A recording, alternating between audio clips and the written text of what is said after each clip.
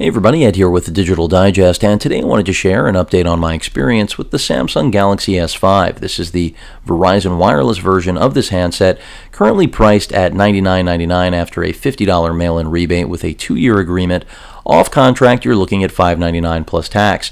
In terms of what you actually get out of the box, KitKat is the version of Android. You do have an overlay, though, of course, Samsung's very own TouchWiz user interface. And even though a lot of you out there have a love-hate relationship with this software, I can tell you this is the best build of TouchWiz I have ever seen. But moving away from the software, let's talk about hardware. This 5.1-inch Super AMOLED 1080p display is the best on any smartphone on the market. I'm not going to really say more than that because I don't feel that I have to. If you see this in person, you will see it with your own eyes. Put it next to any device, and the other device will look incompetent. I mean, that's not to say that the M8 doesn't have a solid display. It does.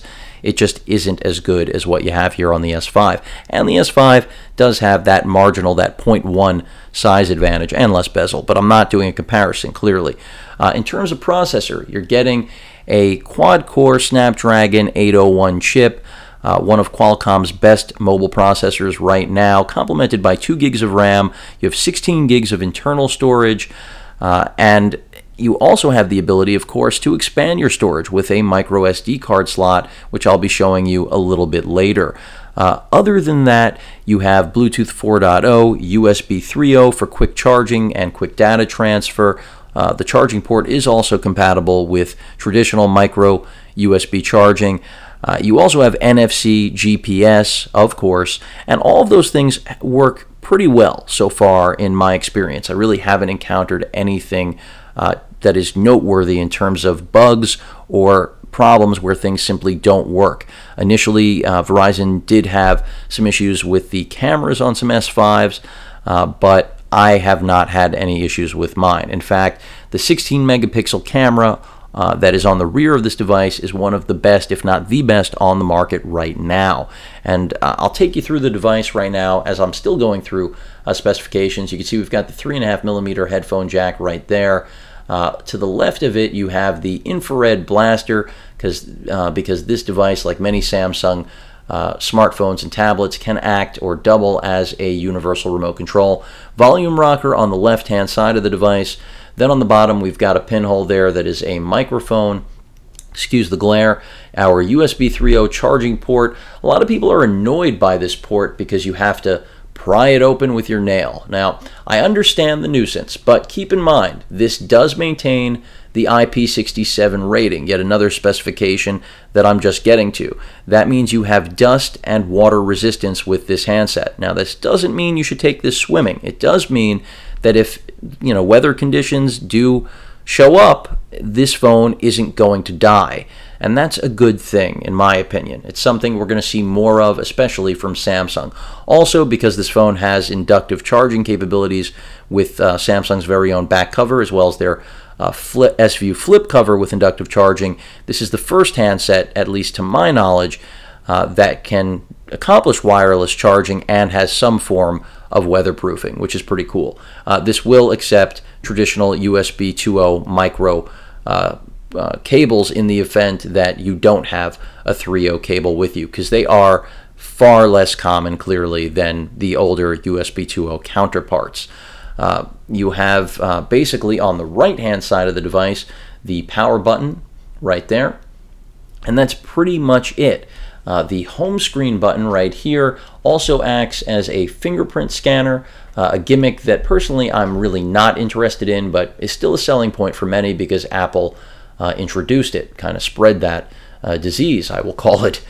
Then on the back, next to the LED, we have a heart rate monitor. Yet another gimmick, Samsung's way of kind of trying to one-up Apple, even though, of course, third-party applications can do that on their own, but this should be more precise. Now, I haven't tinkered or played with either of those because those are gimmicks at the core of what a gimmick truly could ever be. When it comes to performance, the processor, the internal storage, the wireless radios, I haven't mentioned the Wi-Fi. You do have dual band Wi-Fi on here, and AC compatibility, and the connectivity on here has been great. The front-facing camera also solid, 1.9 megapixels.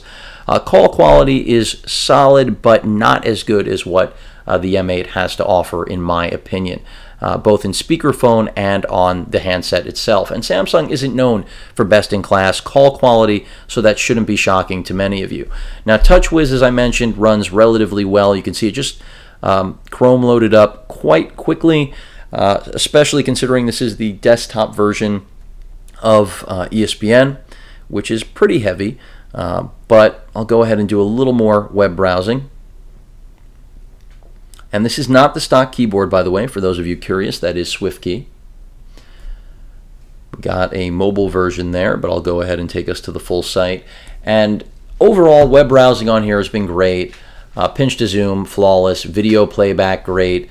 The fact that you've got an incredible 16 megapixel camera, and I'm not kidding, because those of you that follow my channel know I review cameras frequently. This is one of the best cameras I've seen on a smartphone, so I really do appreciate it.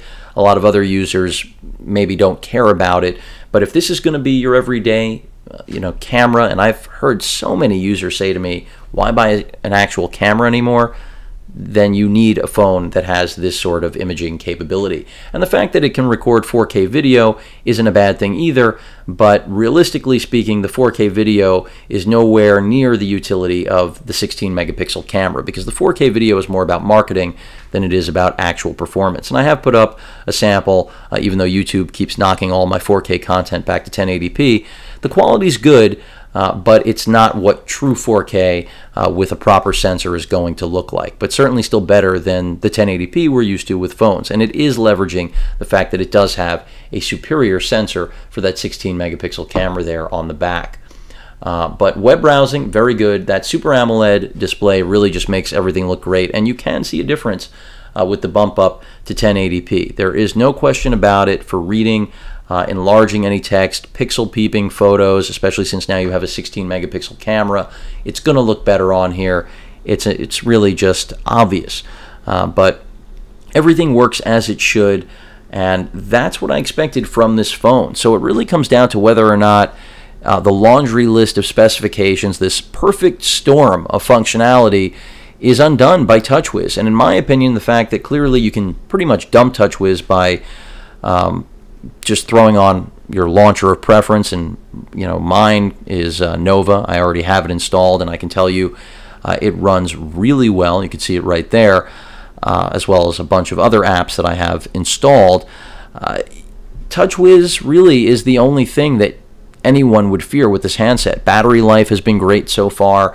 This more than gets me through a day of actual heavy use, which I was impressed with. And then if you do have to charge and you actually have the USB 3.0 connector, 2 hours or less is what you're looking at for a full charge. Try that with your USB 2.0 from the last 10 years.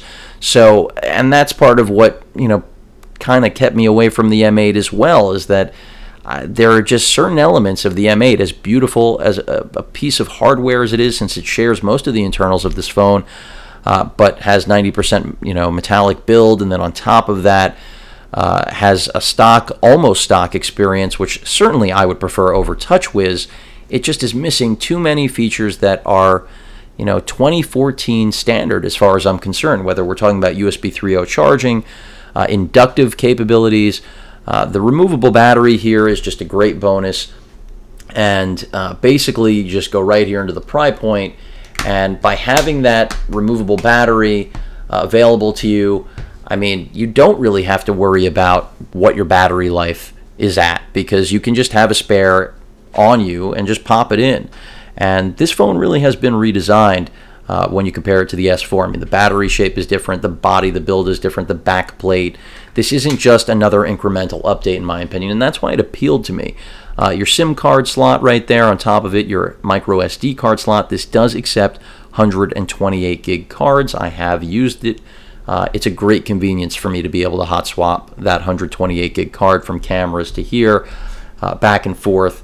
It's fantastic. The speakerphone could be better. It does get loud. It does get blown out at its highest level, to be expected with a single speaker like that. But otherwise, on the back side of this plastic plate, you can see the seal here for that IP67 rating, and Samsung will constantly remind you when you're putting this on or closing the charging bay door there to make sure that the seal is complete, because if you do not, you will compromise the water resistance rating and dust resistance, of course. So you want to just make sure it snaps into place, and as long as you don't see any gaps in the finish, you should be good to go. But overall, this is a great handset. I think that anybody that picks it up right now is going to enjoy it. If you're looking to be able to unlock, root, throw a ROM on here, get the developer edition, I'm not guaranteeing there's going to be a tremendous amount of support for it, but that's the way to go.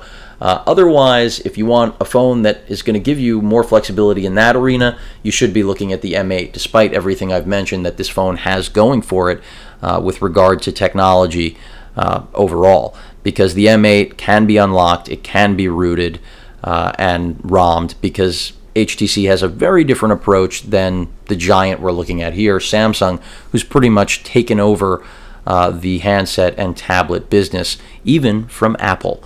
So, I mean, right now we're looking at what is arguably the best phone on the market, in my opinion. Of course, many out there will say that the M8 is a superior device, and I understand why. I know where they're coming from. But if TouchWiz was as severe or as toxic as so many made it to be, or if I didn't have the ability to just throw, a custom launcher on there and pretty much erase it outside of looking at the notifications and settings, which I'm going to show you right now, I can't really see a reason why TouchWiz would prevent you from going with this phone. And even though build quality isn't metal like the M8 and some other phones, because Samsung is known for their plastic build, even though they're going to come out with some devices now with more premium build, it's still solid, it still feels good, it's lightweight, it's thin, and since everybody throws a case on their smartphone these days, I would rather start off with a thinner profile like this, lighter profile, since I'm only going to be bulking it up, even if you go with one of Samsung's own flip cover cases. You have quick access to all different options here. You can customize this. This is nothing new with Samsung, whether you want to turn on the ultra power saving mode, which is a fantastic feature for phones that have Super AMOLED displays to really maximize battery life, or just turn your Wi-Fi or GPS on or off. You have quick access here, and again, this can be customized. A long touch takes you directly to that actual feature generally, so customization of it. And that pretty much is what you need to know about notifications. And by the way, brightness has been at 100% through the video. Those of you who are going to tell me about the battery life, try to remember that. And that's if you made it this far into the video. But let me jump into settings. This is what the settings screen looks like. So nothing can be done about this when you throw a launcher on this phone. And that's where, rooting, unlocking and a ROM could do something about it, and that's the appeal of the developer edition. But in terms of what you have here, basically everything is as you would expect. If you're coming from a previous generation Samsung device, just a lot less lag than TouchWiz generally has to offer, and that's definitely a good thing. But overall, this you can't get rid of, and that I wanted to point out. AirView is a feature here available. These are things I'll all get into in the full review, and basically there are just a bevy of features in here. Too much for me to go into now, but the idea again is that this is what those two elements, your notification as well as the actual settings, are the only thing you won't really be able to hide with a launcher. So I want those of you who hate TouchWiz to be aware of that if you weren't already. But otherwise, as I've said already, I'm very happy with the performance of this phone. I think that comes across through the course of this update.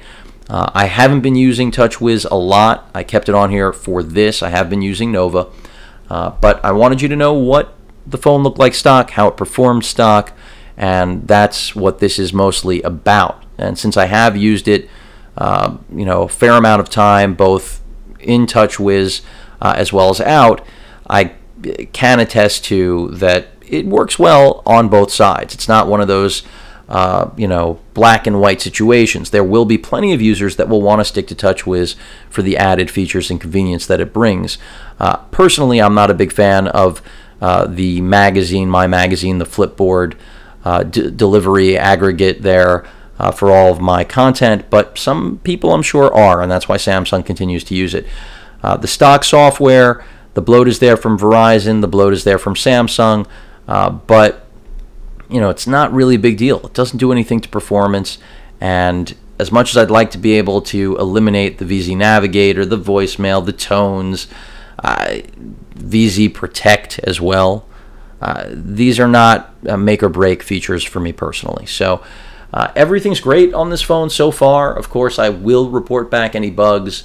This is not about giving you know, a device a review it doesn't deserve. In fact, the S5 has been called out for being good, but not the best phone. So here I am telling you that in my opinion, it is better than the M8 because, again, even though it doesn't have that metal build and it doesn't have that you know, stock, more intuitive experience, and trust me, I love my Moto X.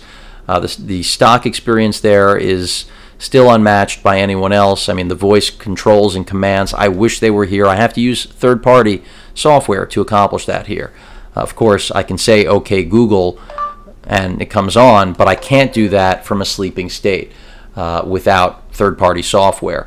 So those are things I miss from my Moto X, among many others, but Samsung's done a nice job here, and I hope that this video today has helped a lot of you discover, you know, general features of the phone, as well as learn about the S5 and what it really has to offer beyond just the hyped marketing that is out there right now talking about all of the features, because often all of those features are just that, marketing. I can tell you here, though, we really are looking at one of the most powerful and complete phones ever made, and at a price point that is arguably reasonable in today's landscape if you're purchasing it on contract. Of course, off contract in the US, or I should say in the world, there is no such thing as reasonable these days, considering the ratio of costs to actual retail pricing.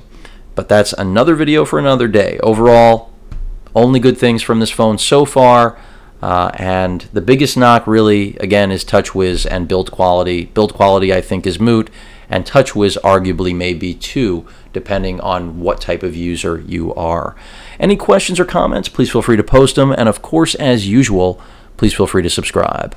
Later.